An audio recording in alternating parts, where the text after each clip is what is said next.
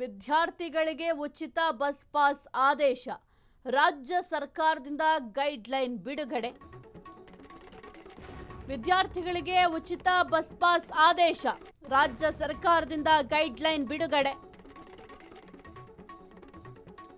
ಹಾಲಿ ನಿಯಮಾವಳಿಗಳೇ ಪಾಲಿಸುವಂತೆ ಸೂಚನೆ. ಸೇವಾ ಸಿಂಧು ಪೋರ್ಟಲ್ನಲ್ಲಿ ಅರ್ಜಿ ಸಲ್ಲಿಕೆಗೆ ಅವಕಾಶ. ವಿದ್ಯಾರ್ಥಿಗಳು ಆನ್ಲೈನ್ನಲ್ಲಿ ಅರ್ಜಿಯನ್ನ ಸಲ್ಲಿಸಬಹುದು. ಈಗಾಗಲೇ ವಿತರಿಸಿರುವ ಪಾಸ್ ಹಣ ವಾಪಸ್ಗೆ ಸೂಚನೆ. 15 ದಿನದ ಒಳಗೆ ಪಡೆದಿರುವ ಶುಲ್ಕ ಮರುಪಾವತಿ. ವಿದ್ಯಾರ್ಥಿ ಸಂಚರಿಸುವ ದೂರದ ಮಿತಿ ನಮೂದಿಸಿರಬೇಕು.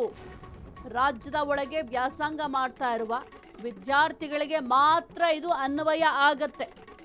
ವಿದ್ಯಾರ್ಥಿಗಳಿಗೆ ಉಚಿತ ಬಸ್ ಪಾಸ್ ಅನ್ನ ನೀಡೋದಾಗಿ ಆದೇಶವನ್ನು ಹೊರಡಿಸಿದ್ರು. ಸದ್ಯಕ್ಕೆ ಈ ಒಂದು ಆದೇಶಕ್ಕೆ ಸಂಬಂಧಪಟ್ಟಂತೆ ರಾಜ್ಯ ಸರ್ಕಾರದಿಂದ ಒಂದು ಗೈಡ್ ಲೈನ್ ಕೂಡ ಬಿಡುಗಡೆಯನ್ನ ಮಾಡಲಾಗಿದೆ. ಒಂದು ಸೇವಾ ಸಿಂಧು ಪೋರ್ಟಲ್ನಲ್ಲಿ ಈ ಮೊದಲು ಕೂಡ ಅರ್ಜಿಯನ್ನ ಸಲ್ಲಿಕೆ ಮಾಡ್ತಾ ಇದ್ರು ಬಸ್ ಪಾಸ್ ಬೇಕಾದಂತಹ ವಿದ್ಯಾರ್ಥಿಗಳು. ಈಗ ಸದ್ಯಕ್ಕೆ ಆ ಒಂದು ಸೇವಾ ಸಿಂಧು ಪೋರ್ಟಲ್ನಲ್ಲೇ ನೀವು ಅರ್ಜಿಯನ್ನ ಸಲ್ಲಿಕೆ ಮಾಡಲಿಕ್ಕೆ ಅವಕಾಶ ಇರುತ್ತೆ ಅಂತ ಕೂಡ ಸದ್ಯಕ್ಕೆ ಕೆಲವೊಂದಿಷ್ಟು ನಿಯಮಾವಳಿಗಳನ್ನ ಹೊರಡಿಸಿದೆ. ಇನ್ನು ವಿದ್ಯಾರ್ಥಿಗಳು ಆನ್ಲೈನ್ನಲ್ಲಿ ಒಂದು ಅರ್ಜಿಯನ್ನ ಸಲ್ಲಿಸಬಹುದು. ಈಗ ಆಲ್ರೆಡಿ ಏನು ವಿತರಿಸಿದ್ದಾರೆ ಪಾಸ್, ಅದರ ಹಣ ಕೂಡ ವಾಪಸ್ ಆಗತ್ತೆ.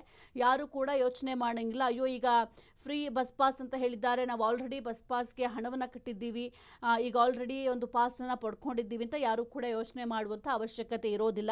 ಏನು ನೀವು ಪೇ ಮಾಡಿರ್ತೀರ ಆ ಒಂದು ಹಣ ಮತ್ತೆ ರಿಟರ್ನ್ ಆಗುತ್ತೆ, ಅಂದರೆ ನಿಮ್ಮ ಖಾತೆಗೆ ಆ ಒಂದು ಹಣ ಸೇರುತ್ತೆ.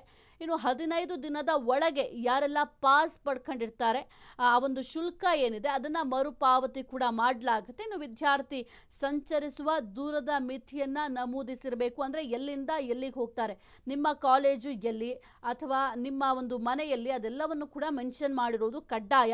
ಇನ್ನು ರಾಜ್ಯದ ಒಳಗೆ ವ್ಯಾಸಂಗ ಮಾಡ್ತಾ ಇರುವಂಥ ವಿದ್ಯಾರ್ಥಿಗಳಿಗೆ ಮಾತ್ರ ಈ ಒಂದು ಏನು ಉಚಿತ ಬಸ್ ಪಾಸ್ ಇದೆ ಅದು ಅನ್ವಯ ಆಗುತ್ತೆ.